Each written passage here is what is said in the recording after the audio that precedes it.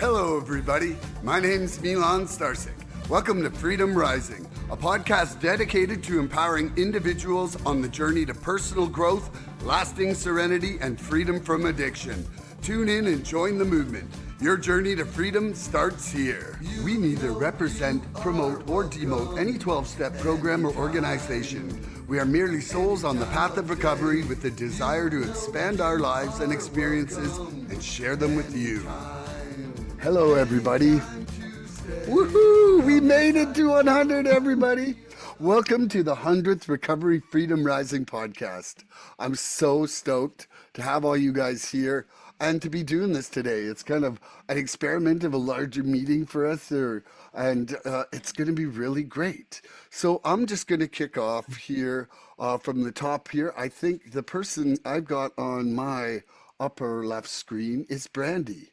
Brandy, would you care to share on the importance of having a recovery community in your life? Definitely. I'm happy to be here too.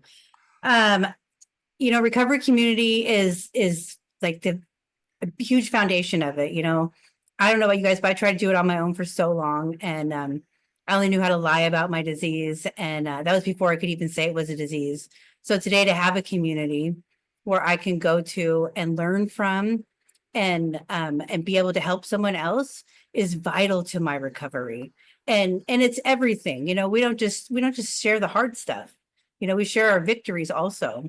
And what is it? The therapeutic value of one addict helping another addict. Those words right there are just is the definition to me. And like we get to know these people that, and for most people, for the most part, maybe wouldn't know them outside of the rooms, but we all have this common bond. And with it, we can help each other and give each other space to be able to grow and to heal, because I needed a lot of healing. I mean, I probably always will, but I'm okay with that because it's interesting. And but to be able to do it with people where I know that I'm the same, we're all the same. There's no competition on who did what more, who did the worst things. We're all addicts. I mean, at least that's where I'm coming from. And to be able to have a community to lean on. I'm lucky to have support outside of these rooms, but it's not the same. It's just not the same. And especially the support outside the rooms. I ran through hell, and wasn't the best character as it was. And so I'm very, very grateful for the community I have today. They watch my kids grow up. They know when I go to the dentist, they know it all, or when a milestone happens. And I'm grateful for that. I'm grateful to be able to hear other people, how they, with having a community, you can kind of figure out how other people are doing it. Maybe I can try that. All the suggestions that we give, they're super important. The whole just listen. And I never thought the stuff that I would take to my grave, I could talk to someone else about and relieve myself by talking about it, maybe even help them too. We got to do this together, never alone. And I don't know if I would make it this far without the community that I have. And I know there's people out there that do it, but they're probably pretty miserable. And I don't want to be miserable. I didn't get clean to be miserable. So that's my 2 cents. I love that. Thanks for opening us up there, Brandy. I couldn't agree more. I think you're probably pretty lonely on your own if you don't have a recovery community. And I feel like I got a bit of a kickstart just going to options. I mean, two of the guys here. Adam, are you there, or are you rolling off to somewhere there now? Because I was gonna try to get you on, because I know you've got 2 twins to feed. Next, we got Adam Charles Preston, friend of Scissor Button McGee, and counselor extraordinaire, and was just a wonderful part of my journey at Options, has been part of my recovery community since my first day into recovery. So yeah, you want to come in and share on the importance of having a recovery community to you, Adam? You're still muted though.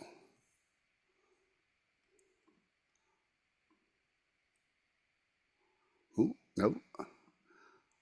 There we go. Yeah. Yeah. Good old, I'm not good with dealing with stuff from the future, Yeah,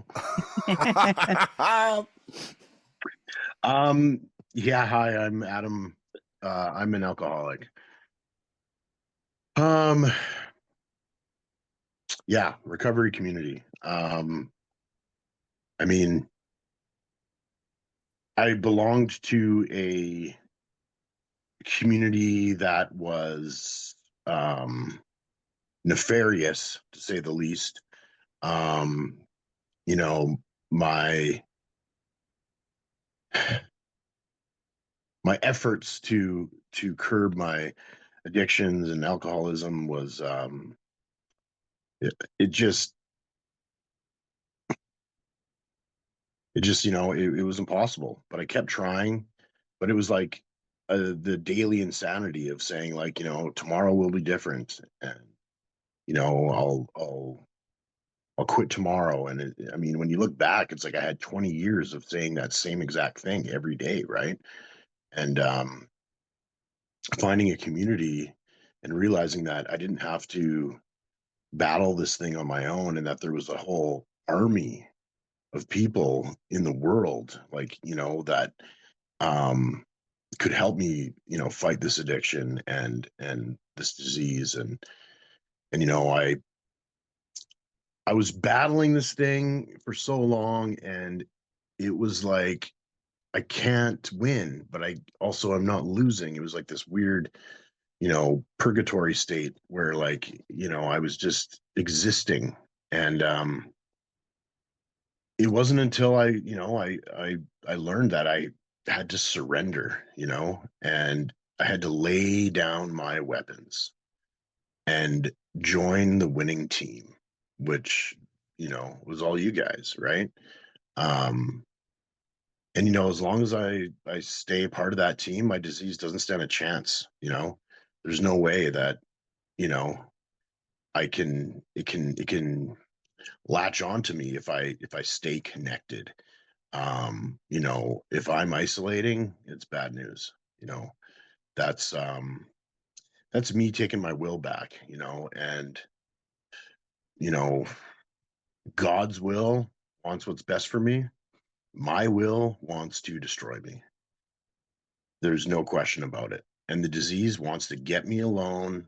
It started out, partying and having, fun. Like, I'm not gonna pretend that I didn't have some great times. But, it was like on the weekends, and then, fast forward 24 years, and I'm by myself in my basement drinking alone. Um, not drinking for any other purpose other than to just black out. And I don't know. I mean, ultimately, subconsciously, maybe it was just a form of long, slow suicide, because why would I keep doing this despite all the negative consequences? Um, so, finding this community is like, holy shit, like, I'm not the only one, like, I'm not the only one who's digging through the empties in the bin outside, pouring little drops into a cup to try and, make a drink out of, like, 50 different little drops from 50 different bottles. Like, it's just, I mean, I thought I was crazy, but turns out that's, fairly common actually. Um, but, you know, meeting you guys and being able to share honestly and not being judged, um it's such a special thing. And I've had the privilege of working at a treatment center where I'm counseling now, and I've worked with Bryant over there. He's my rock.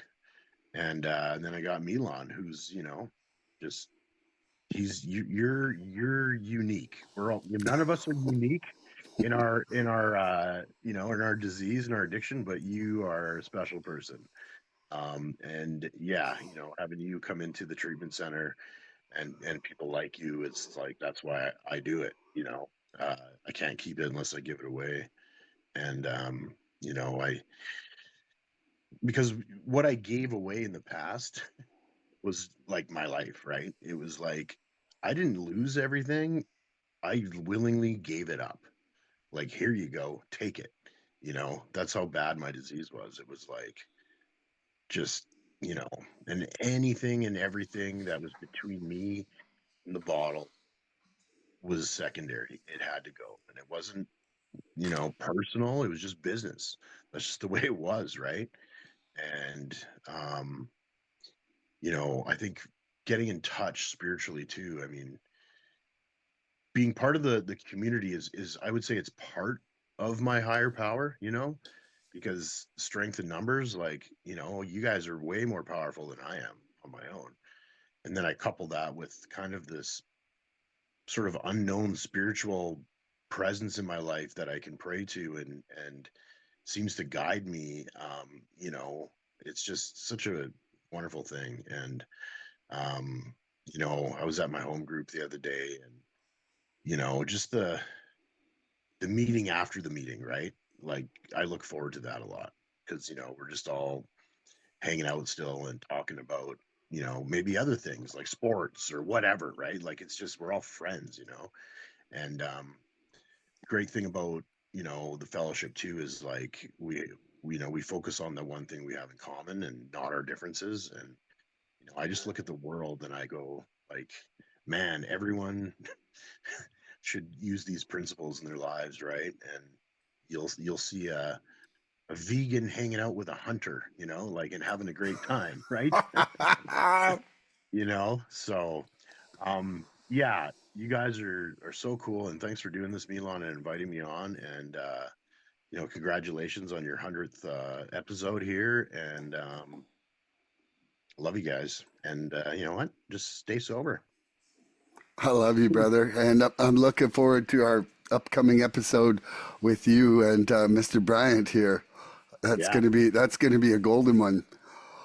And now, Gooby, would you like to share on the importance of having a recovery community? Yes, hello.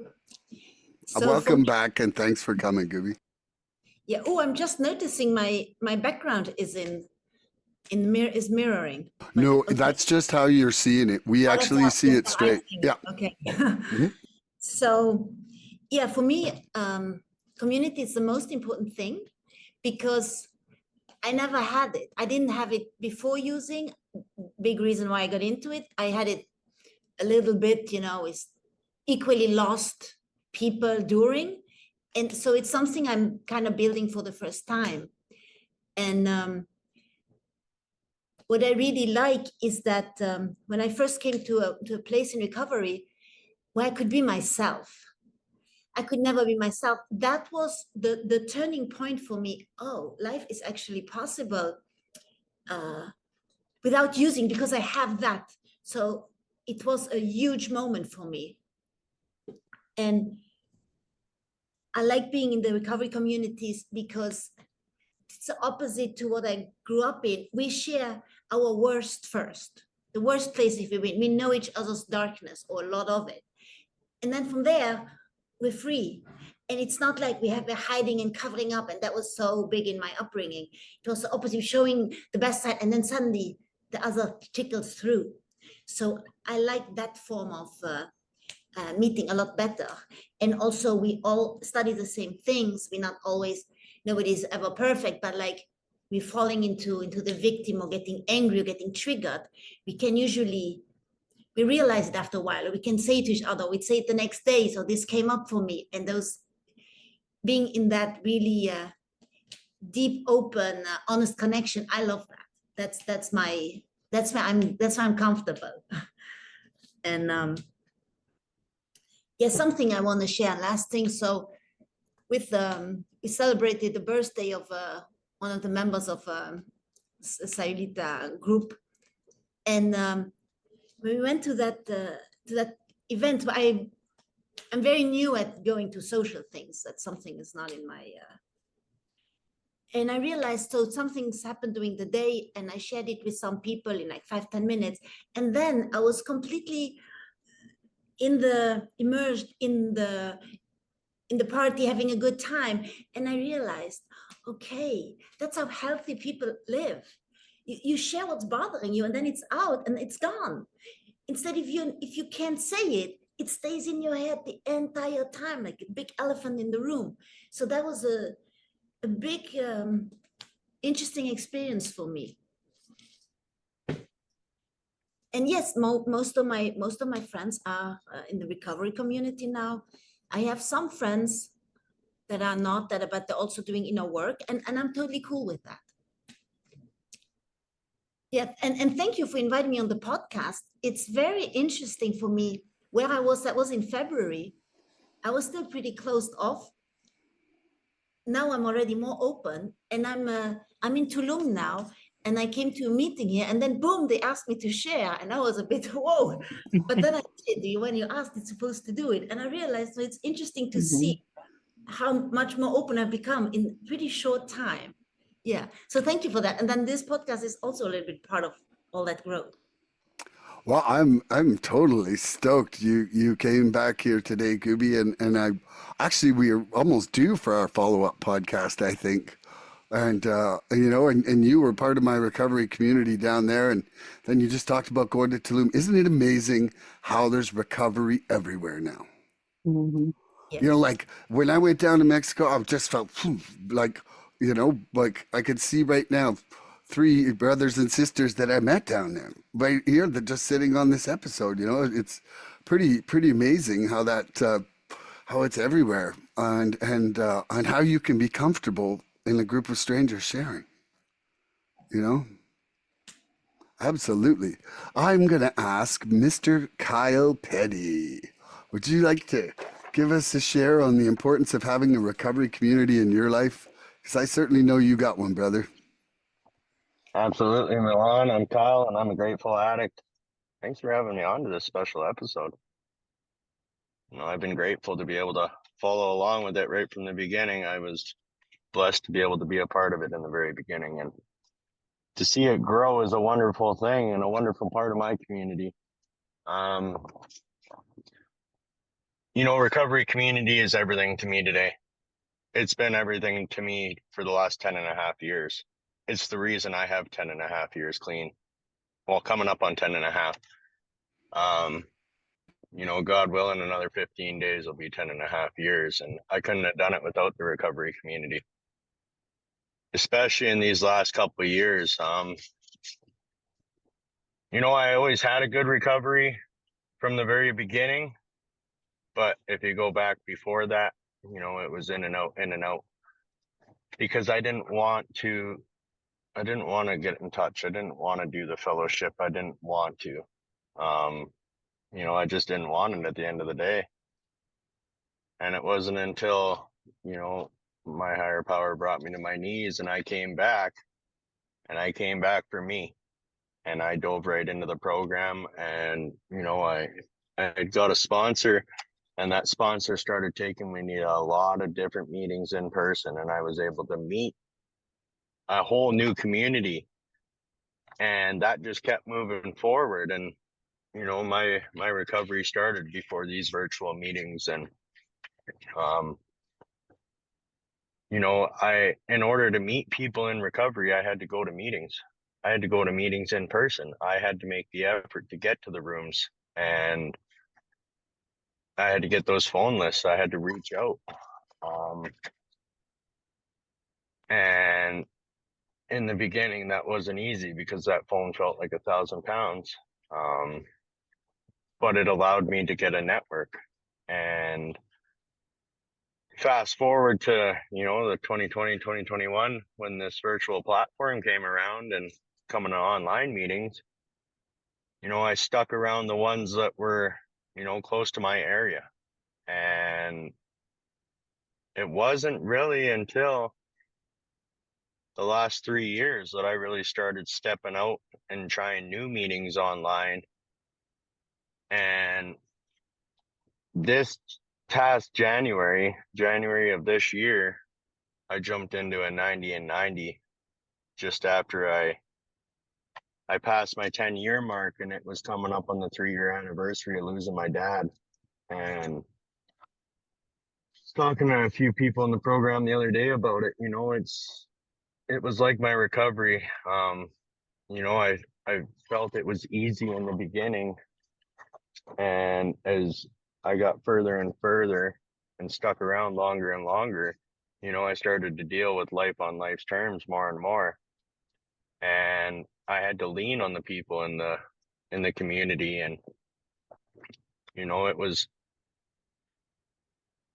losing my dad, you know, the first and second year, it was like it hadn't sunk in that he was gone.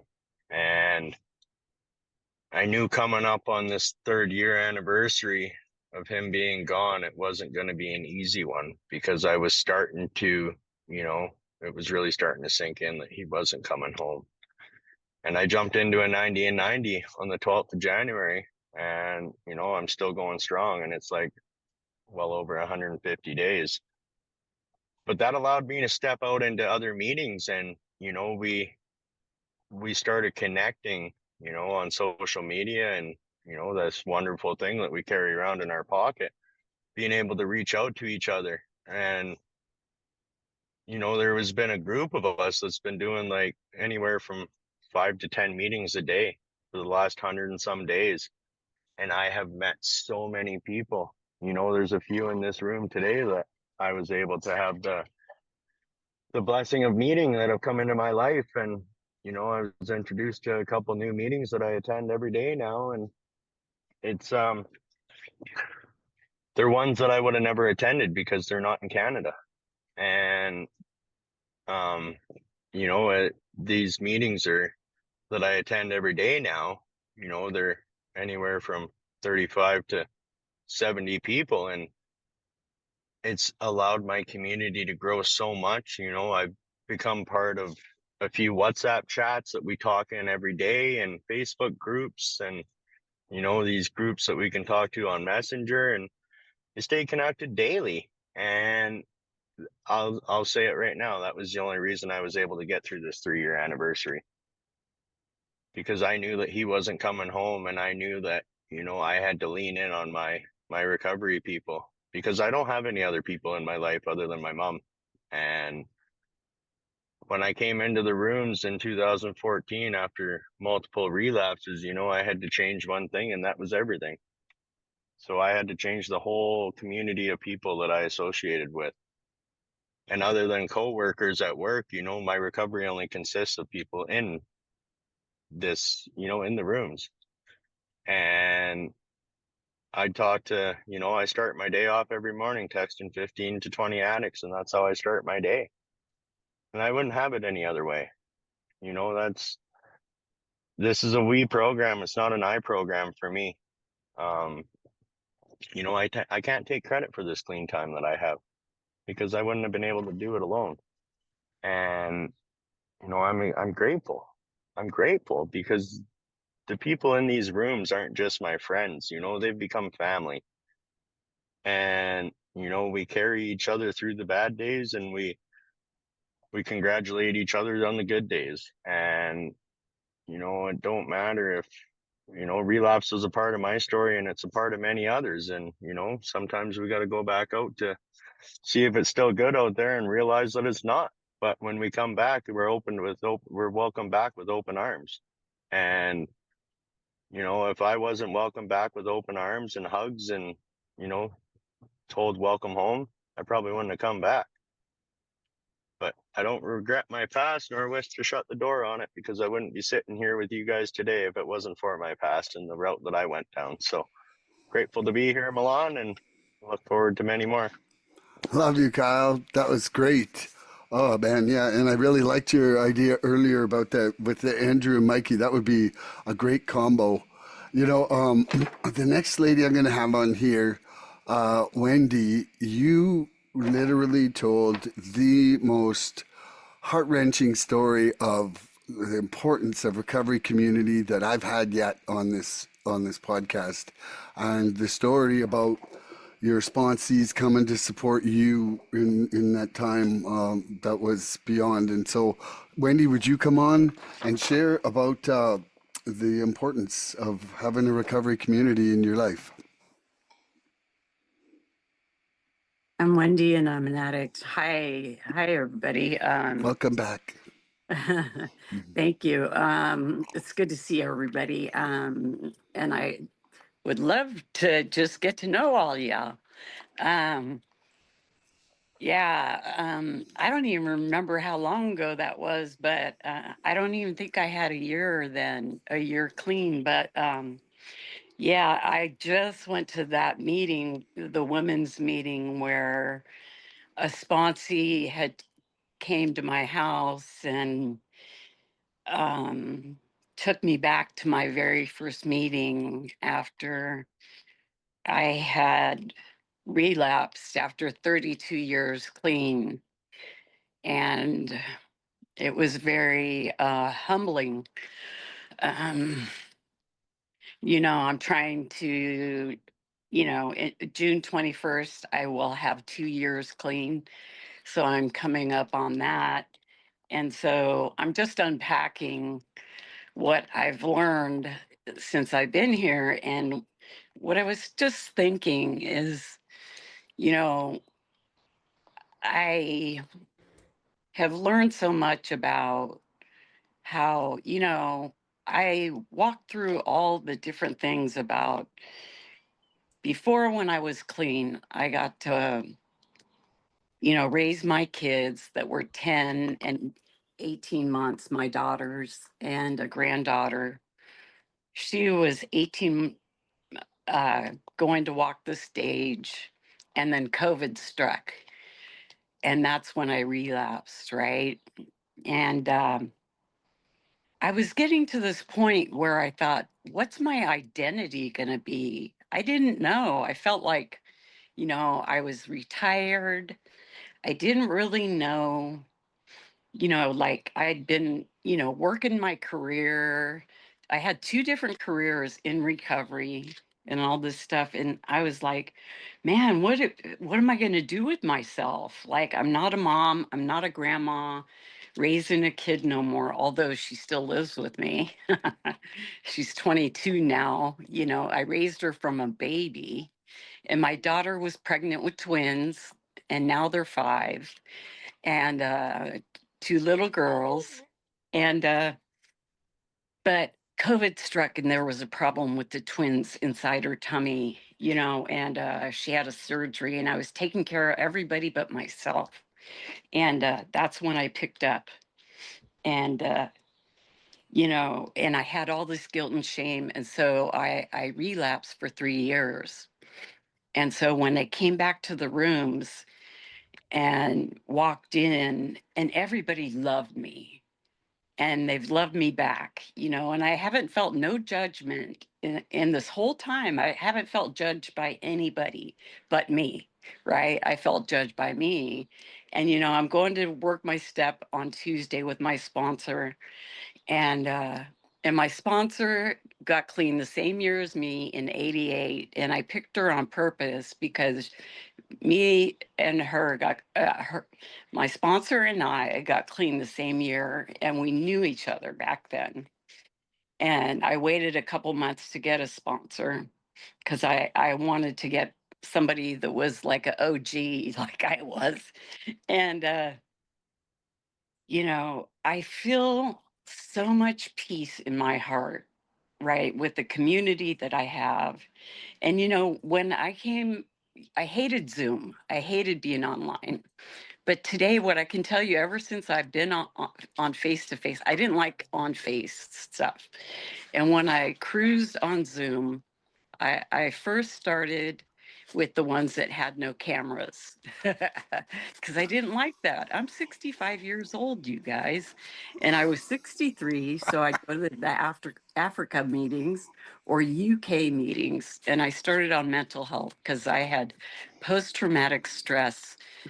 And I was working with a mental health person on my PTSD stuff, because I had a lot of surgeries. I got hit by a semi truck, and I had a lot of surgeries. And I was working through that when my old sponsee came to my front door and said, "I'm on your porch. Are you going to come out?" And I opened the door, and I hadn't looked back ever since, and I'm grateful that I did. Um, and unpacking that, I just sit there and the community I have online and all over the world is beautiful, because I do service in the UK, and I do service on one of the ones that's all over the US. So it's kind of funny, and I do one that is mental health as well. So I do quite a bit of service online and in person. I do a women's brunch committee and a local one that's a newcomer thing as well. So I'm very active in service. And so I don't let nothing hold me back, because I do need to be hugged once in a while. But what I can say about the community is I need it. I need it in my life. My granddaughter's trying to call me. Oops. But the program works. It was me. Before, I was one of those people that I was a saunter. I was somebody in the program at the conventions and stuff.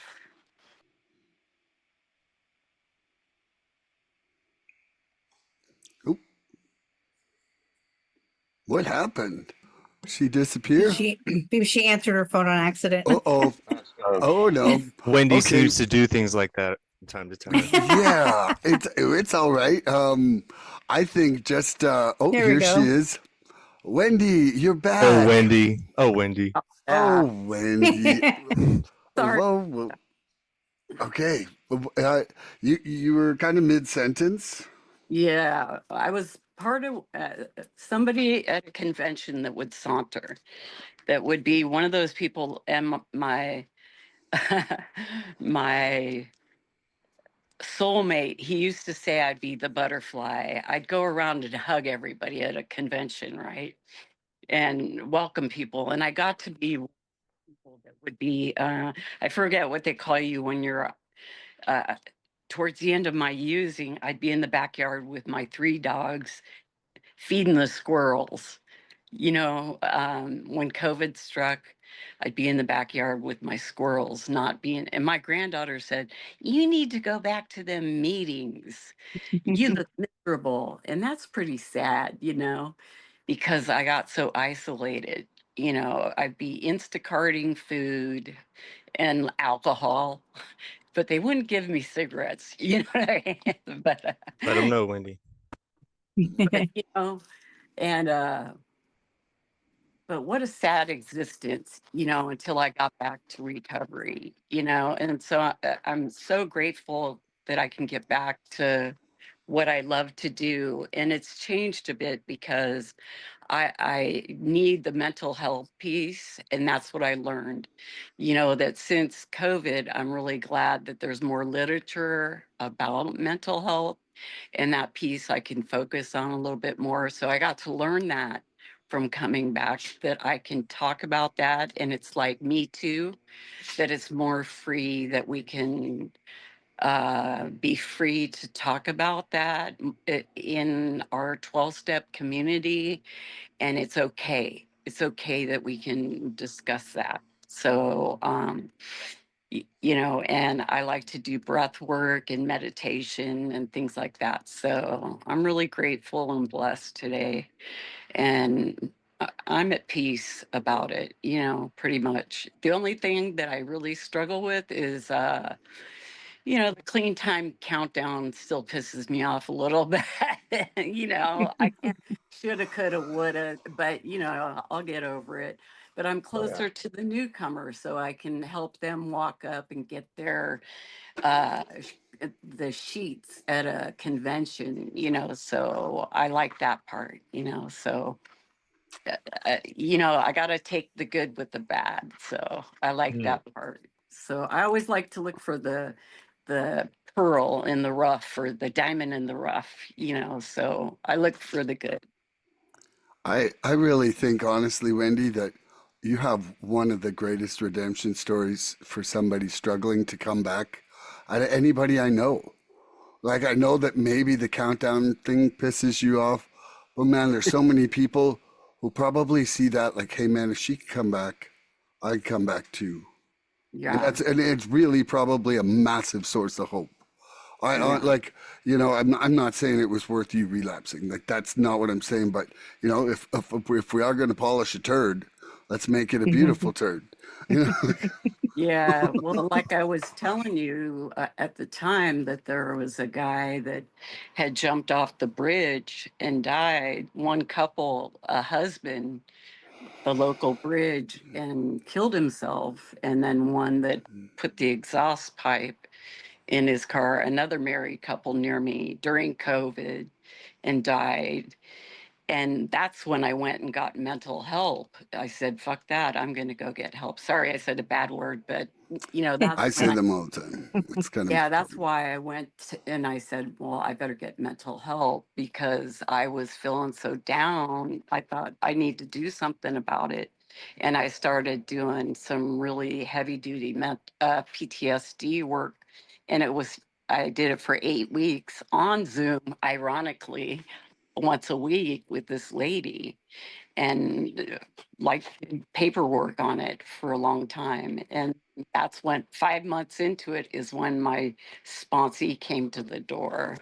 And that's when I opened the door. So, yeah. Well, I'm grateful you opened that door, and I'm grateful you're back, and I'm grateful you're back here today. Like, thank you for honoring us by sharing this episode. Yeah.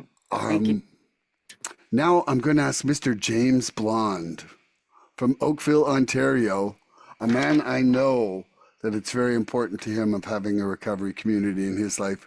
Super active in your recovery life, really. Come on in, Jim. Hi friends. I'm alcoholic. Name's Jim.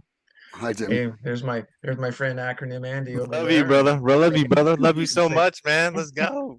Let's "Hey, we do gotta do that this. again." That was a Come riot. on, man. Okay, so why is it important to have an AA recovery? I'm just thinking over. Let's do yesterday, today, and tomorrow. Yesterday, in honor of my mom's anniversary of fourth death, so I know how someone feels here. AA was there for me. So I chaired a meeting and we had a newcomer come in and I got to give away a chip and I got to give away a 30-day chip to a gentleman who I'm taking to a day in the steps tomorrow in Hamilton. Yesterday, I also had a friend come over and we chit-chatted for a couple of hours and did some car body work. That was kind of cool. The AA community has been there for me when I really needed it. I lost my brother to this disease in 2014, a week before Christmas. It's a Friday night before Christmas, and it's a snowstorm, and I look up, and there's a gentleman has driven from maybe 45 minutes west or east of Toronto to an hour west of Toronto for a funeral. And he and I have become good buddies, and he succeeded me as treasurer of Area 83.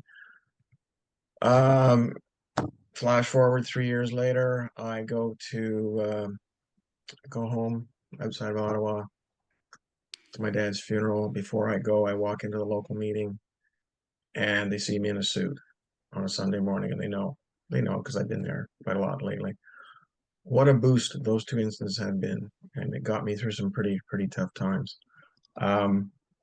Early days, having a community to go to, it would be wake up, spend 15 minutes with the little one, who was 4 at the time, go to work, not come work till 7, take the subway to a meeting till 8, hang out after the meeting till 11:30, come home and repeat. Early days of sobriety was the Uncivil War, and AA was there to help me move a number of times. AA's been there to help me get through some tough times, and likewise. I mean, one day I was saying a prayer, and God answered within 30 seconds. My phone rings. Jimmy, I'm going to jail if you don't say yes. I need a place to stay for the next month. Okay. I ended up giving the guy his 1-year medallion, which was kind of cool. I have been given the wonderful privilege of working outside of the meetings on behalf of AA for the group, for the district, for the area. And the people I meet, I see them only maybe once every 3 months, maybe once every 6 months. But the smiles and the hugs that you get from those people, which is your second AA family, there's nothing quite like it. Southern Ontario is cut in two, and Oakville's a border town. East of here is 83, west of here is 86. They actually have the area committee meetings, the church in the cornfield, literally. And you come off the 401 at Belleville and you go over this hill, and there's that church in the middle, an acre in the middle of a cornfield. But just driving in to the parking lot, that sense of, it's going to be great. Um, not unlike in the bad old days, that sound, everything's going to be great. Well, everything wasn't great. Milan, congratulations at the Century Club. The last time I participated in a Century Club, I got kicked out of the Brunswick Hotel. It was 25th birthday for one of my friends, and we were all 25 at the time, and we figured we're gonna go for 100, and we got as far as 96. Somehow we managed to get home, play road hockey in the bachelor apartment at midnight, and then again at 8 in the morning. And the next day, I ended up meeting my now ex-wife's entire family for a Christmas party. Yeah, the things we used to do. It is wonderful to have a sense of connection. I'm a member of a group that meets 7 a.m. every day on Zoom, and 6 days a week in the church just up the street here. And this is my family, and we call it, hello family when we sign in on the Zoom, right? It is, because when you meet that many people that often, it is family. I went to a different meeting last night, and I just didn't get to feel it, but I guess maybe I have to go more often. Service people, you meet them up every now and then, and the jokes never get stale. We rehash the old stuff all the time. It is wonderful. I'm taking that guy to it. I have the opportunity now to have wheels. I didn't before. Living in Toronto for all those years, being right on the TTC, it was great. I could walk out and pick a corner, which corner do I want to stand on, because I know there's a bus going to take me to a meeting, or maybe two. I met someone on day 2 of sobriety. That connection blossomed and blossomed, and she's a sister from a different mister.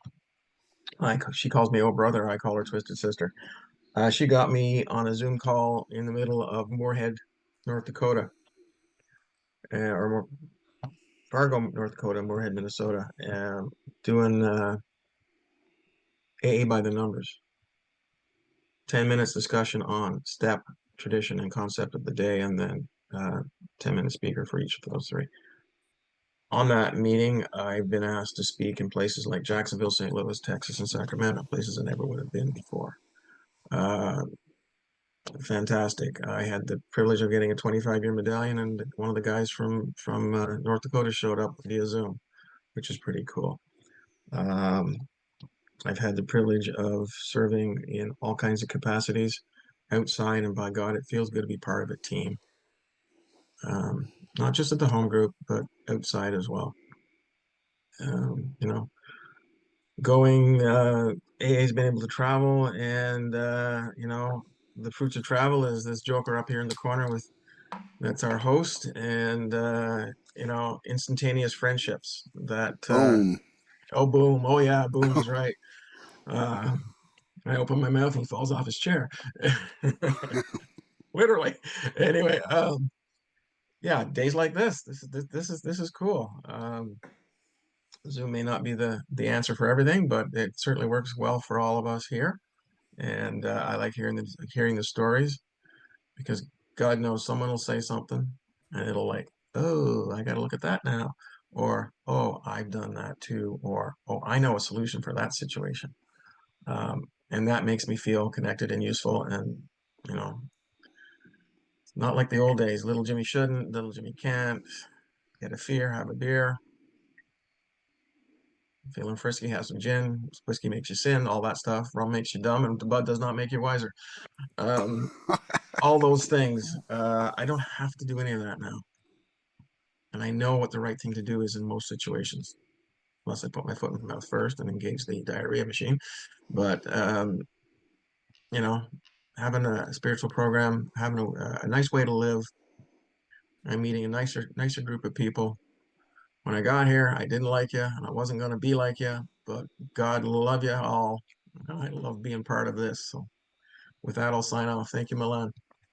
I love you, brother. Yeah, Love you, bro. I'm so glad you walked into that meeting in Sayulita that day. That was just great. And then just spending time down there and now reconnecting through Zoom. yeah, We got to set up our next appointment with Handy Andy here. sure. Let's go. Oh yeah, let the good Put it on times the roll. schedule, man. Let it go. Okie Let's go. dokie. I believe we've got Fish Pond coming up. Mr. Bryant Wakely, come on in. Would you like to share on the importance of having a recovery community in your life or the pros and cons of cleaning a fish pond? I know that dude. I know that guy. I know him. Good to see everyone and meet whomever I haven't met before. Thanks for inviting me. Love you, man. Love Yes. you. Yeah, you Nice, too. man. I'm really touched by everything I've heard so far. I think the whole point of the process is to remove shame and self-centeredness and to be vulnerable. And I feel very vulnerable tonight for some reason. Maybe it's because I haven't talked to this many people in a while, but I think it's a huge accomplishment that you set a goal to share this information with people, my friend, and the fact that you've, invited some wonderful people on and gotten to number 100 is, I got to compliment you for that, my friend. Um, and I've listened to others who have come on, and it's been like really, really beautiful and wonderful to hear people's experiences. Um, what I can say is that I suffered from loneliness and a deep sense of detachment for most of my life. It didn't matter where I was; I always wanted to be somewhere else, um, or try to fit into where I was, but I couldn't unless I drank. It was literally not possible. I was highly dependent on substance to even be in social environments by the time I was in my mid-teenage years. So you can imagine the isolation. And I felt it most deeply after I had done whatever it took to fit in. That loneliness would scream 3 times as loud the next day. And I would find myself always trying to fix that with the same thing I tried to fix it with the day before. And I knew there was something deeply wrong, but I had no solution.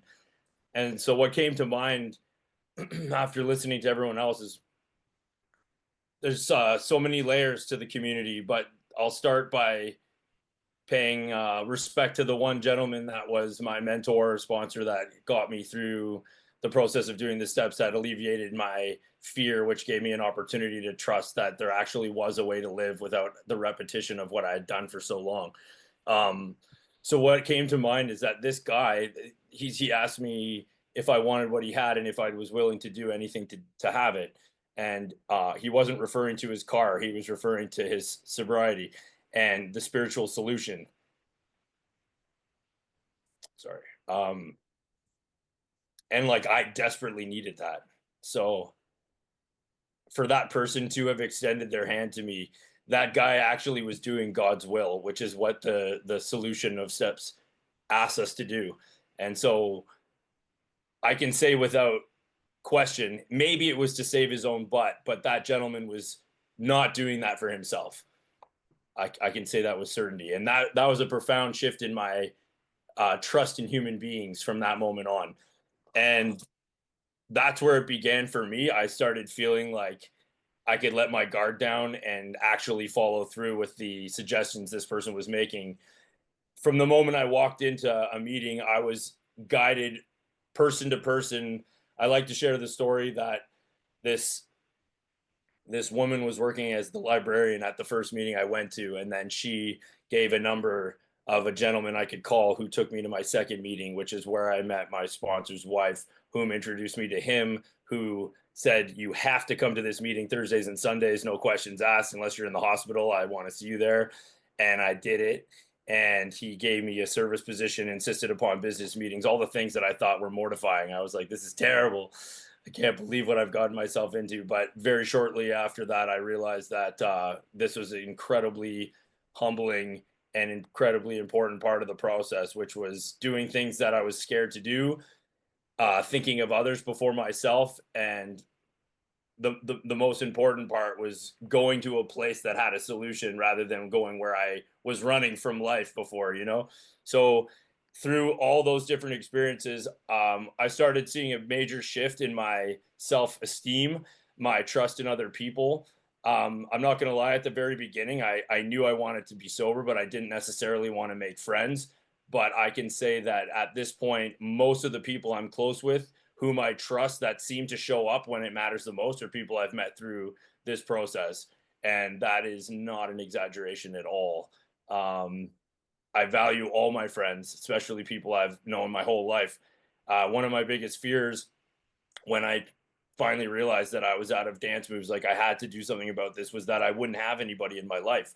Like I thought once I abandoned that scene that I had tried to connect with my whole life, that I would be alone, and I had been feeling alone forever. So it was terrifying to leave the connection that wasn't actually satiating that loneliness in me, but I was still scared. You know, I genuinely thought that life would be really boring and that I would be alone, but I faced that fear, connected with the higher power and a bunch of beautiful people that to this day I consider, um, divine intervention in my life. No long, it doesn't matter how long I've been doing it. It's every single time I can feel the divinity and the intervention when I touch uh, the heart of, or someone touches my heart, like that. I heard these stories tonight. My heart's been touched, which means that I'm supposed to be here. And so that thing is just still continuing to happen. And then I'll just sprinkle in the reciprocation, which is the people that I've had the honor to try to pass that message on to as well. I would consider those people that I'm incredibly grateful to have them in my life. And I don't know what else to say other than thanks for letting me be here tonight, and I appreciate it. Wow, I love that I there, love you, Mr. bro. Bryant. Just love you. That was wonderful and beautiful. Okay, Karen, are you still out there? Your camera's off, but if you're still out there, I would love to have you come in and share now. Karen going once, Karen going twice. Karen, are you out there? Okay, Mr. Andrew and my Virginia Beach peach. Boy, we haven't talked recovery in forever, brother. I'm That's like, since earlier today, man. yeah, I don't know, but it's Good to been like see you. what, 7 hours? Like, I mean, that's 7 a long hours. time. Hey, That's a man, big good to break. see you. Good to see you. So, it's always Love good you, to man. see you. Can you share on the importance of having a recovery community in your life, Andrew? Um, yeah, good to see everybody. If I don't know you, good to meet you. I know most of y'all. Um, this has been a special journey, this whole 100th episode, man. I'm gonna kind of touch on that real quick. I mean, it goes into the topic that we're talking about, but um, when I got in here, I heard like what avoid old playmates, playgrounds, and playthings, something like that, right? And it's uncomfortable to drop all those people that you used to love and think that you could never live a day without. There's really special people in our lives. Um, but when you realize that you got to do this thing to keep yourself alive, right? There's some people that you got to trim that fat where you need. You got people, my father, in my instance specifically. I mean, there's a lot of people really close to me that I had to completely cut out of my life, and it's really hard to cut people out of your life that are still alive. Um, that's a different thing that you have to do that you don't really wrap your brain around until you have to do it to save your own life. Uh, so I had to do that uncomfortably. And so at that point, I have to surround myself with like-minded people. And that's people that are sitting in this room, people like y'all that are shooting for the same thing that I am. It's not about riding my wave anymore. you know, it's about keeping me alive today. Uh, any by any means necessary. And doing the right things while I'm doing it. And so, in the 12-step fellowship that I go to, at least, they tell me I can, stop using, which I was sign me up, right? If you can stop me from using, I'm in. I didn't care if it was a cult, what the hell was going on. I was in, because I didn't know how to stop using. I had no clue how to stop using. Um, And so I was signed up at that, but you're like, hey, you can stop lose the desire to use. So now you're telling me you can keep my desire from wanting to use down. And not only that, right? We're gonna teach you a new way to live, and to do it clean. And I would hear these people come in here and talk about how they lost loved ones, their sons got murdered and things like that. And then the last thing they wanted to do was use drugs. I felt like I heard that shit all the time. And that was my like initial like hope shot. Like I can go through this stuff clean and be okay, because I saw people that had what I wanted. And that's, I surround myself, this my community is people that I surround myself with now. Time is everything. I've referred to this a couple times. We just throw that time out there like we know the ending balance. We have no clue what that ending balance is or when that time's going to end. So like I've got to try to live the best way I can with the best people that I can, because I'm not going to hang out with helpless people and find any help, or hang out with hopeless people and find any hope. I got to hang out with hopeful people that are clean. And, my sponsor, 37 years clean, comes to our meetings almost every night, not to run his mouth, but to hear our message. So I know I'm in the right place if I'm like surrounded with y'all. Right. So that's what I do. And it's very important to me. And every single person here, in one way or another, is very, very important and vital to my recovery. If I've asked you to come onto this platform and be with us, like, you're really, really special to me. And if I've met you on this thing, you're now really, really special to me. And I love you, right? And if I don't know you, I still love you, because we're all here helping each other out. We're all here for the same reason. And I appreciate and love every single one of you. Milan, you already know what time it is, man. You and I talk a lot. And we get into some really in-depth conversations like we did today earlier. And it's really special, and it's a vital part of my recovery now. It's that concentrated meeting, the crosstalk, if you will. So I love it, man. I can't get enough of it. I love you. I love you too, brother. That was beautiful. I'm gonna come in with a round two of questions. I know Adam has twins to feed, so I'm gonna ask Adam first, and then I'll kind of go back through the cycle of what we had before. But okay, Adam, just to put you on the spot, what have you done this week to show gratitude through action for your recovery community? Oh. um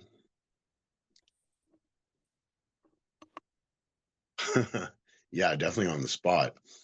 I think, like, I'm good at that. yeah, I mean, there's obvious little things like just, going to a meeting and sharing with, whether it's a share with the whole group or sharing with someone, inside or outside of the meeting. I've there's a friend of mine that was just in the treatment center I work at that I've been spending some time with. He's graduated from there now, but I've been spending some time with him and taking him to my home group and just kind of getting him introduced to people. Yeah, I think I helped out a couple I helped out my home group the other day with the seventh tradition, because we're kind of low on numbers there, and we're struggling to get money. So I guess that's a monetary thing. I don't know, like, showing gratitude is like, it's such a part of it's the essence of being, right? And like walking, um, this earth with these spiritual principles. And, for me, it's just about being a good person, a kind person, um, whether it's in the rooms or not. Um, if someone says, how you doing today? I say, good. And you, and they're like, sometimes they're like, oh, thanks for asking. Like, it's like a unusual thing for them to hear someone reciprocate that. Right. So, I don't know. I'm just grateful all the time, man. You know what? I'm grateful for you, you know, putting this thing together, right? I love you, man, so much, Adam. I love you too. And you know, yeah, thanks for having me on. And I'm gonna go do my parental duties and get these 4-year-old twins in the bath. And yeah, I think that's my Friday nights now. I think your family is part of your recovery community, and taking care of them is showing gratitude for them. Yeah, you're right. Like, you know, like it's not a duty, it's a privilege. Yeah, I That don't part. have to do it. I get to do it. That's right. Boom. Absolutely. Yeah. Awesome. Can Well, I was I, love nice you, brother. Take care, my friend. can Hey, I, Nice to meet you, Adam. can I ask how old they are? They're 4 years old. It's a boy and a girl. Oh, awesome. and Yeah. they're cutie patooties. At least the girl. Like, holy moly, she's like the cute skin. Like, I she's know the they're cute- busy. Yeah. Oh yeah. I Congratulations. couldn't man. imagine trying to raise them in active addiction. That's for sure. Mm-mm. Or not. Like, you know, like it would Or, yeah. absent. Like, I who just wants wouldn't. pepperoni? Yeah. Okay, it was nice meeting you all. I love you all, and Nice to meet you, man. Love you, bro. Great night. Get back to Brian tonight with a date. Okay. Will Yeah, do. we're still waiting. We love you. Okay, bye. Okay, meeting makers Brandy, what have you done this week to show gratitude through action for your recovery community? Ah, man. First of all, I've stayed clean. I have not used. That's definitely the first thing that comes to my mind. You know, I do a lot of service also, and I do it not because like not just I signed up for it, but for the gratitude of my recovery and what my program has given me in my life. And you know, another thing, it's funny when you do it stuff for other people, and that's when I realized that's for my recovery, because all I really do for myself is, you know, I stay clean. I do more, but you know, but like reaching out to people that are hard to reach out to, but you know they need somebody to talk to. I was never like that before. Somebody in this room kind of showed me that unconditional love on how to just like pour it out to someone else, even if you don't want to, because they need it. They really do. And then genuinely listen. And you know, that's a big one. And another thing I've done for my my recovery community, this is kind of cheesy. I'm 45 years old and I like to make stickers. I send key tags for our meeting, and so I make stickers for all the colors of the key tags. When somebody Ain't nothing gets a key cheesy tag, about it. Ain't nothing cheesy about it, Claire. I've Come sent on. them a load of Let's go. stickers. Ain't Yeah. nothing cheesy about that shit. How come I ain't got Go. no I stickers? got them on I'll my send you mirrors. I got some. them on my clocks. I got them everywhere. I'm I supposed said- to have a shirt and stickers, and I'm like, wait a Right? minute, but you know, I'm getting into my cricket again. But you know, stuff like that, like it's little things. You know, it's people, you know, they get excited for when it comes to the key tags. I mean, those things we keep forever, right? So little stuff like that. And I do it because it makes me, you know, feel good to someone. They get this envelope and then here it is. She paints rocks, you not know? smokes them today, man. I do paint rocks. I don't smoke them. That's so true. And I'm about to start a new one tonight. Let's go. Let's go. But you know, it's whatever I can do, you know, definitely for the next addict is benefits for me. And it's my gratitude to this program. Because like I was saying before, like I never worked a program before I came in here. And I did everything alone, all my emotions, all the whatever I thought was happy, I used through everything in life. And I didn't let anybody in at all. And so not even my husband, I've been with him for almost 25 years. I mean, he had to find out the hard way. And so, you know, anything I can do for the next addict, and even when I'm honest, you know, that's gratitude to my program. You know, when I can, you know, pick up service for somebody or even give out service, you know, we don't want to keep it all. Whenever I can do something extra, you know, is a big one. And even just, you know, answering on those chats, because those chats are insane. There's sometimes I'll get on there and I have missed 250 messages. It's like, wow. That's it. That's it. That's it. I know. Sometimes I want to let it go and see how far it will go. But, you know, I just will always forever be giving gratitude to this program and to my recovery, because I wouldn't have anything that I have today. I wouldn't have you guys, you know, I wouldn't have the opportunity to be able to, like today I was in the car from like 6 or 8:30 till like 2:30 doing mom shit. You know, like I would have never have stepped away from the pipe that long, ever. And it was, you know, and it was like, sometimes it's so exhausting. But I think about that stuff and I get to do that. Like I'm so grateful to be able to do that. And it's like that's giving gratitude to my recovery, you know? 100%. Yeah, being able to be the mom that I know that my kids deserve, you know, and the Brandy that I know I can be, you know, the wife I can be. We have leftovers tonight, but we're gonna eat, whatever, you know. Like I get to be able to be a part of all that. So it's like continuous gratitude. And you know, like there's times I never ever thought I would get clean. I never thought I wanted to be clean. I just wanted to like quit one thing maybe. And today I want to be clean and I'm so grateful. I'm a typical like, why didn't I do this sooner kind of thing, you know? And like, but it wasn't that was probably wasn't the time. Because I came with I always say I'm very grateful for my rock bottom because I had to hit it to be able to go anywhere else. And you know, so it's my gratitude is daily, sometimes minutes, you know, at a time. Because I sit around and I got coming to August will be 4 years and I still awe myself like She ain't playing this is around. My mom. She ain't awesome. playing. Like, yeah, this is awesome. And I love to share in meetings. Like I will always I'll go and I'm like, I'm just gonna listen. I'm just gonna listen tonight, you Nope, know. And all of a nope. sudden I'm like, no, I'm gonna put my hand up. I gotta put my She'll hand be the up. first one with the hand up every time. I'm about Yeah, to be like, always, I'm gonna get it always. started. Because I love it's like a whole new way of life, you know? I never thought that I could be honest. I never thought I could not use drugs. I never thought that, you know.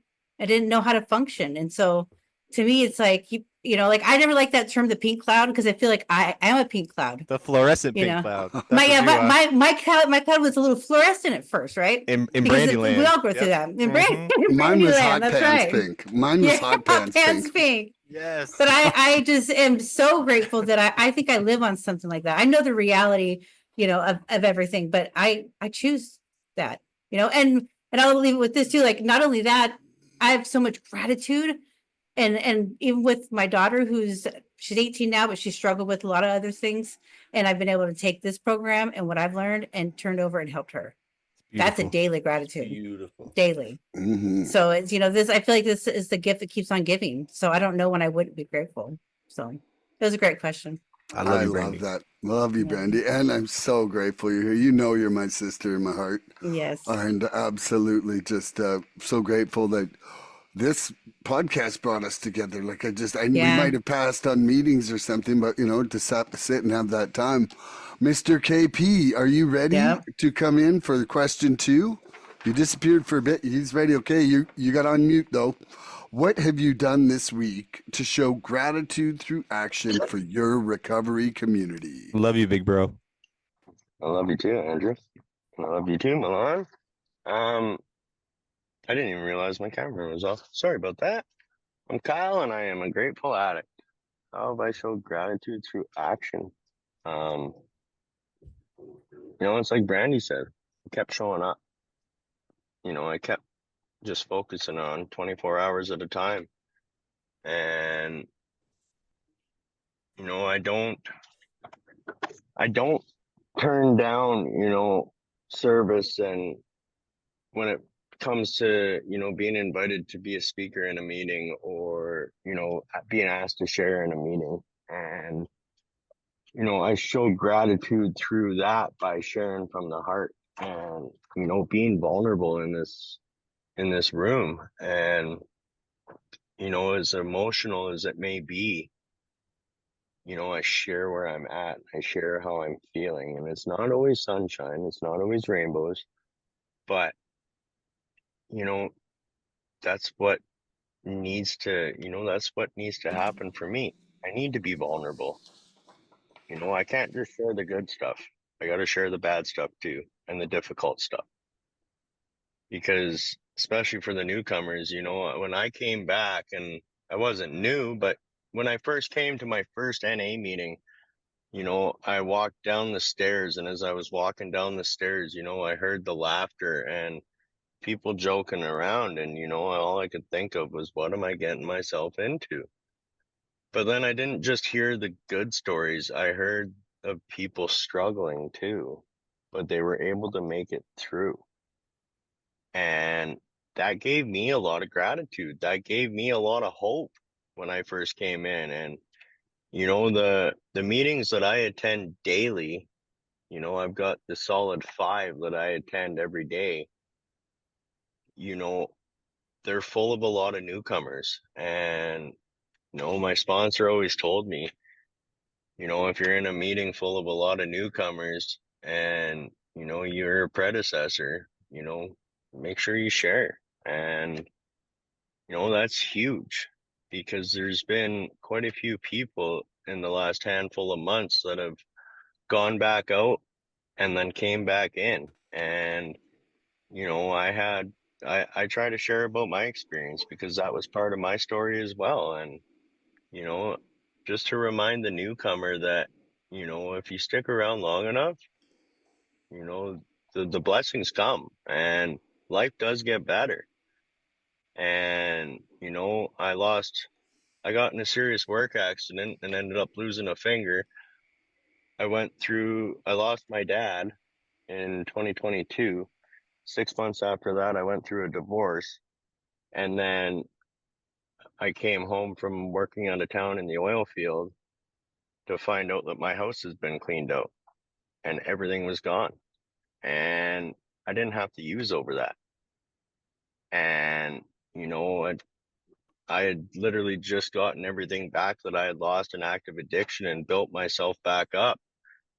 And although like it was all materialistic things, it was still, everything was gone. You know, I was back at square one, like I had just come back. And, you know, I was grateful. You know, I walked into a meeting that night after I had come home and shared about it. And, you know, I had people in the rooms, you know, offering me, hey, I got a spare couch. Hey, I got a mattress. And, you know, it's amazing. Like, I didn't even ask for anything, but it was the gratitude around that. And, you know, it shows that it don't matter how hard life gets. You don't need to use over it. And, you know, being part of that no matter what club, because I know that I have another relapse in me, but I know for a fact I don't have another recovery. I know I won't make it back if I go back out. You know, that would be relapse number 7 if I went back out. And, you know, where I'm at right now, you know, life isn't the greatest right now. You know, there's some big financial struggles that I'm up against right now, and, you know, helping my mom out, and she's not, you know, in the best position financially, and, you know, just dealing with some wreckage from, you know, my dad passing away that's still coming after us after 3 years. And, you know, I still don't need to use over it, but, you know, it's the people that I reach out to every day and I talk to every day that, you know, it was like this morning I had a course that I had to go do for today and tomorrow. And, you know, I usually send out my morning text at like anywhere between 4:30 and 5 o'clock in the morning, my time. And, you know, I woke up a little later this morning because I took advantage of being able to get an extra hour of sleep. And I woke up to people sending the message to me, you know, the morning text to me. It wasn't just me sending it out first, you know, that stuff is reciprocated. And that gives me so much gratitude because, you know, when I was in active addiction, you know, it was when the booze and the drugs were gone, you know, all the friends were gone. And, you know, it just shows that in recovery, you know, I don't need that stuff. I don't need money. I don't need that stuff for, you know, my recovery community to stick around. You know, it's just an amazing thing that this program has given me. And, you know, I just try to give back in every way possible, whether it's the 7th tradition or, you know, helping set up a meeting or, you know, being of service, helping with the waiting room in a virtual meeting. And, you know, giving back is probably the one thing that I try to do the most to show my gratitude because, you know, people did it for me and kept these doors open. And, you know, I wouldn't be here if there wasn't meetings. So that's what I got, Milan. And thanks for asking me to share. I love that, KP. I'm grateful you're part of my community, man. Most consistent morning hello, Kyle motherfucking Petty. Right there. For sure. Gooby. Gooby, would you like to come answer the question, what have you done this week to show gratitude through action for your recovery community? To show gratitude for my recovery community, I think it starts with taking care of myself. So I show up fully. I show up and share honestly. I contribute. So yes, as I already said, I'm in Tulum. I've done 3 meetings, which was great. I've shared my story in the meeting, so that was a big deal. And also coming on this podcast, very grateful that you create a recovery community. And I even realized, like, I want to create a bigger recovery community as well. I'm having a small group where I hold a space, and I want to create something a little bit bigger.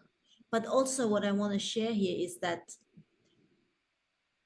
through holding that group where I hold the space, I really understood what it means service keeps clean. Because when things got tighter, that was the biggest thing that kept me in line, if you want to say it like that. Yeah. So I realized then I really understood it. I understood it with the words, but then I felt it. So it's so important to make those things priority. And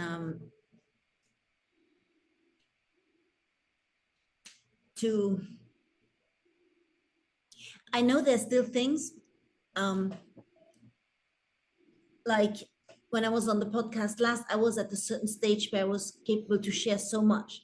Now I'm already further along. I can share more, and because I have the capacity to describe certain things pretty well, and I feel it's in my calling to go still a little bit deeper and a little bit more out there, because there's a lot of people who come from a same type of upbringing, which is very, as long as you keep the stuff hidden, it's okay. And recovery is exactly the opposite, right? So I think we usually address most the crowd that we come from. And even I'm done a lot of child work now, and that stuff, and really stuff that needs to be shared. And I'm still in the middle of that, but still I know I can I feel called to put myself more out there and share more, because I know that's a way I can help other people, and it's gonna make my decades of hell worth the while, in a sense. Yeah, I think I like the way that came out. Yeah. I like that too. That was awesome. Well, I'm really glad you came back, Gooby, and we got to set something up coming up here in the future. And yeah, that was amazing.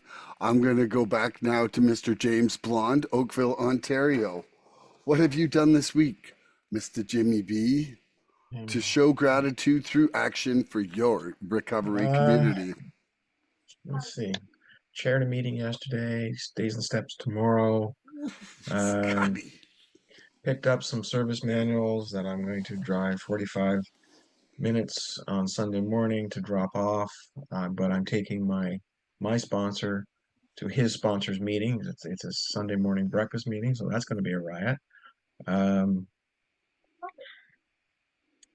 Took someone to a meeting last night that's been getting 2-3 weeks, maybe a month, maybe 2 months, and then relapses consistently on a weekend.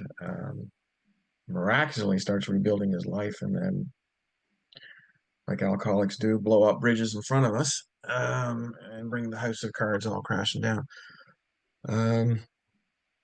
Try to stay out of trouble, try to keep my mouth shut, keep my head down, ears up. I've got 2 eyes and 1 mouth, so I should look more, observe more, and I've got 2 ears and 1 mouth, so I should listen more, and not just hear but listen. And trying to do that. We had a celebration meeting, and the guy asked me a couple questions about a 5th step, and I made some comments that he took to heart. And this is a gentleman that scared the hell out of me. Last November, after coming back from vacation, the very first day back, this guy sits down beside me, and I have never heard such terror and dread in a guy's voice before. This thing is killing me. I don't want to die. I can't stop drinking. And in all my years, I have never heard it said so succinctly, so clearly, and so terrifyingly honest. He gets 6 months pretty soon. And, you know, yeah. Picked him up at the GO train and brought him down. And he helped set up the meeting in the morning because our regular guy was on vacation. So got him doing little things of service to others. A couple weekends ago, we had a local roundup, and he was the chef at lunchtime. He's a chef 9 to 5, day in, day out, but he was having so much fun sharing his gifts with others. And I've had that. I have some mathematical skills that I share with others during the month of April, if you know what I mean. And yeah, it's nice to share those things. It all comes back to that wonderful feeling of being useful instead of being useless.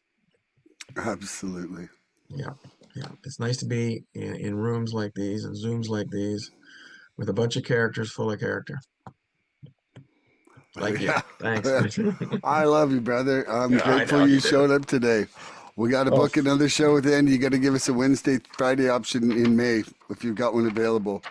Yeah, no problem. Now, I Call it. would like to welcome onto the scene. I don't know if I should call him Baron Von Boots or Scooter Von Boots or the Scotty N.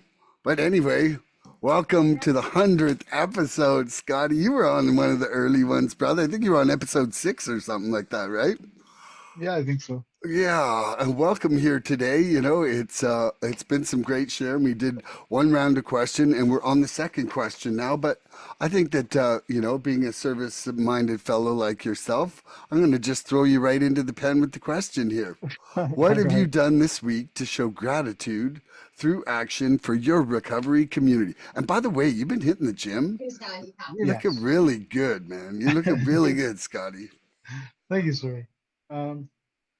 Yeah, I think the biggest thing I did for my recovery community this week was organize our area meeting, which is coming up on 3 Saturdays from now. I'm chair of the area, so it's my job to get everything figured out and that kind of thing. So that's been the biggest recovery community thing I've done, I think. That and we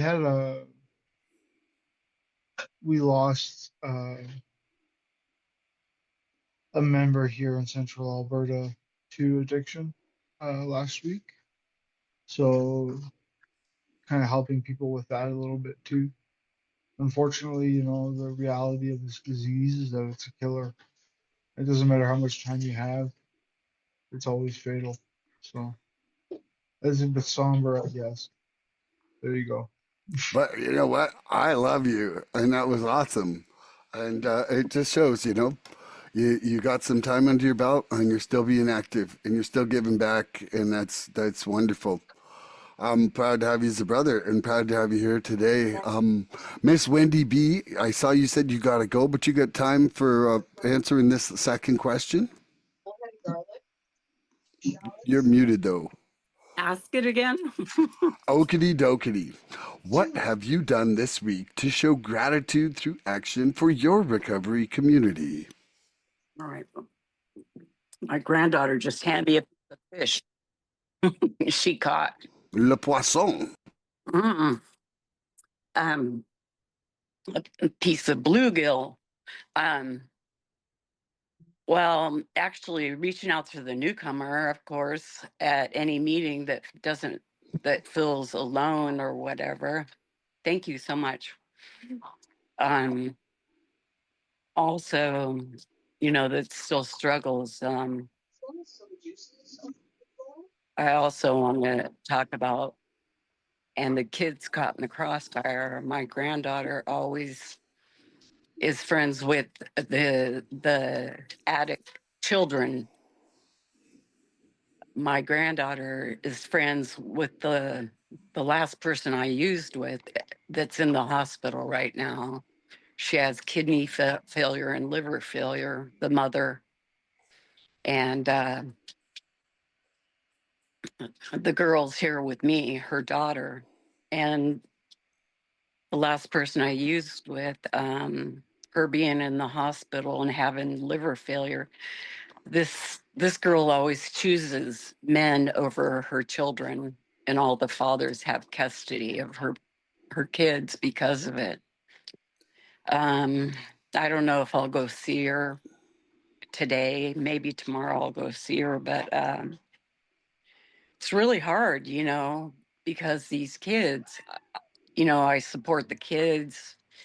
I'd rather them be at my house than out on the streets running with guys they don't know. My granddaughter has a soft heart, and she always ends up being friends with these type of children. Or, and it's also a community thing, my granddaughter, it's like she's a 12-stepper as well, because she was raised up in the program. She is there for the addict who still suffers, and the kids caught in the crossfire. This is a family disease, Um, Also, I have this guy that's coming up behind me in recovery, and he comes to this meeting that I secretary on Mondays.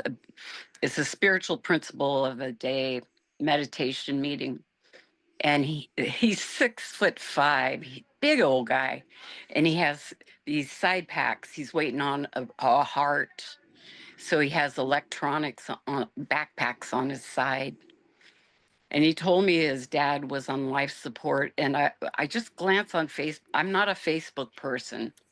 But before I came on here, I told him the other day, please let me know if his dad was on life support. I go, please let me know what's going on with your dad. And I noticed he passed, so I've been trying to stay in touch with him.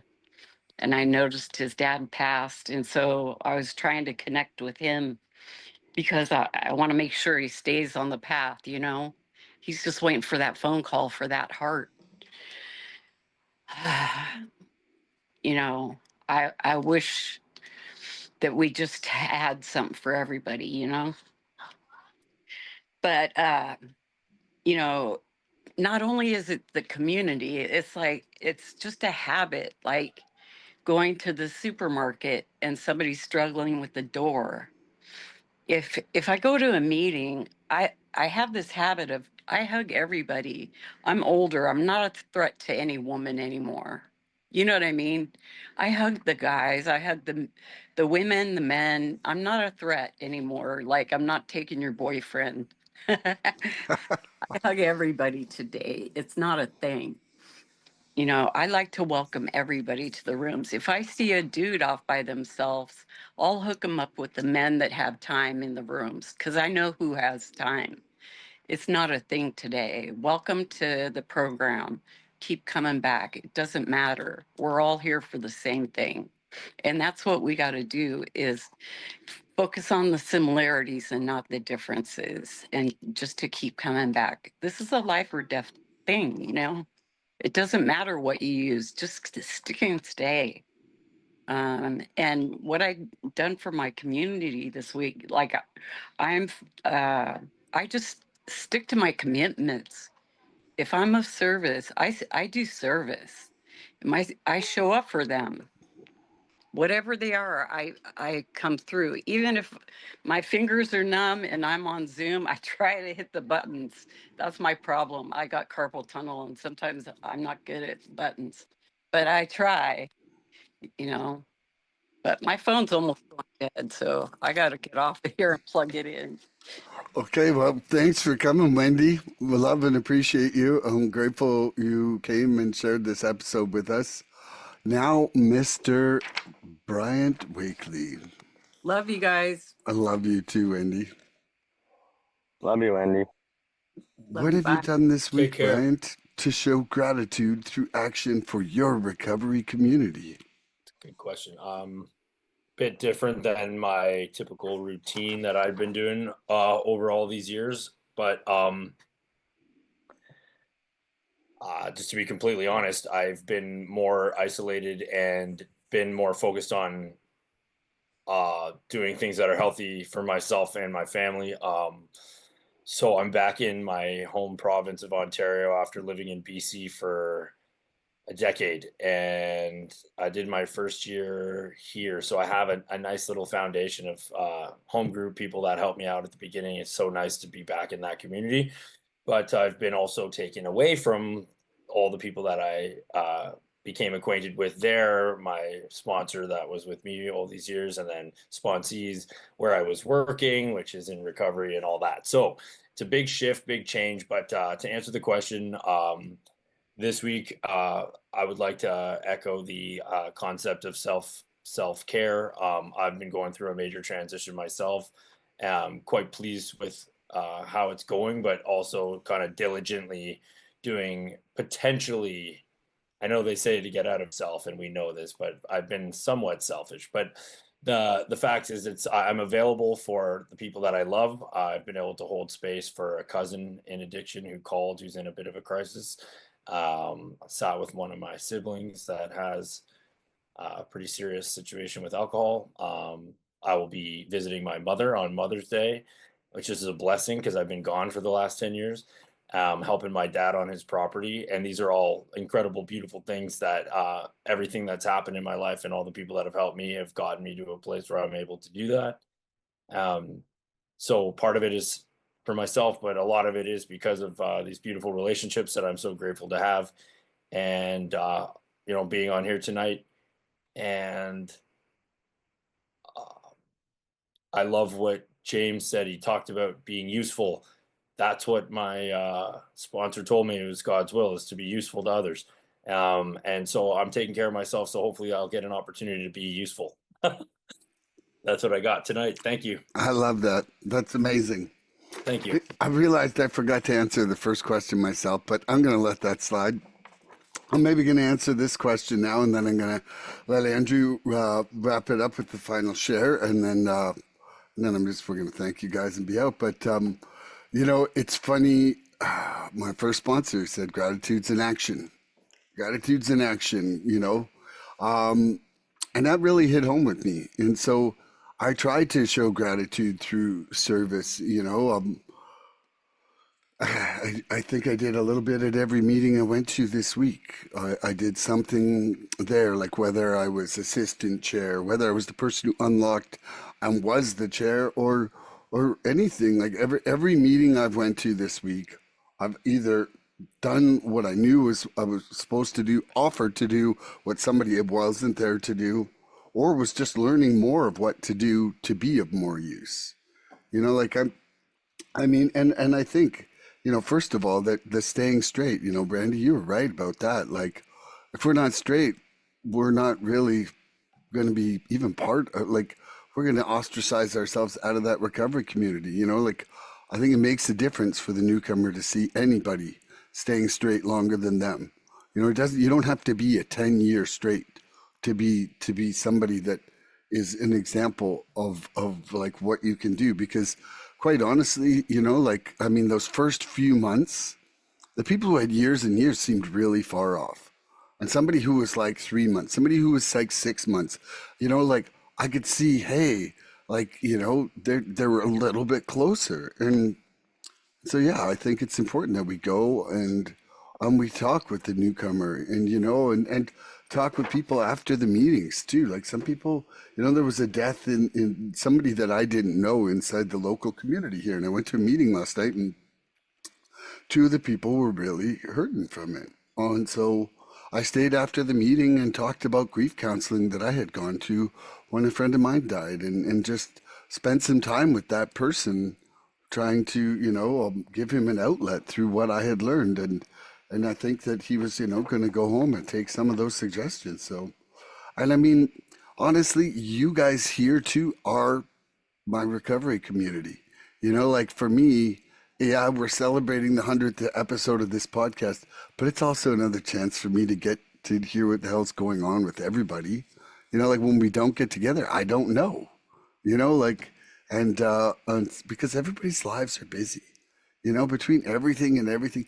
Like sometimes I go to a meeting and when I'm chairing, I'll pick a friend just to find out what the fuck's going on with them.